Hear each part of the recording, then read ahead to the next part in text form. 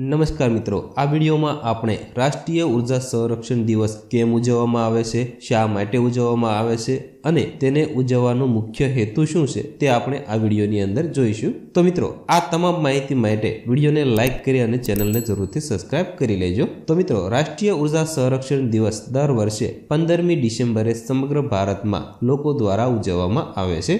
ભારતમાં energy conservation act BBE દ્વારા વર્ષ 2021માં ઘડવામાં આવ્યો હતો।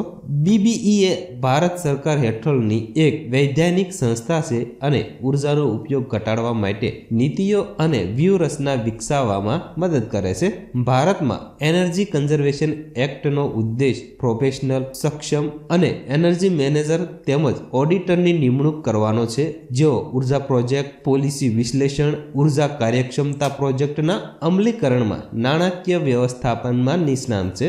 ભારતમાં રાષ્ટ્રીય ઉર્જા સંરક્ષણ દિવસનો ઉદ્દેશ લોકોને ઉર્જાના મહત્વ તેમજ સંરક્ષણ અને ઉર્જા બચત દ્વારા સંરક્ષણ અંગે જાગૃત કરવાનો છે। BBEનું પૂરું નામ બ્યુરો ઓફ એનર્જી એફિશિયન્સી છે। BBEની સ્થાપના 1 માર્ચ 2002ના રોજ થઈ હતી। BBEનું મુખ્યાલય એટલે કે વડું મથક સેવા ભવન નવી દિલ્હી ખાતે આવેલું છે।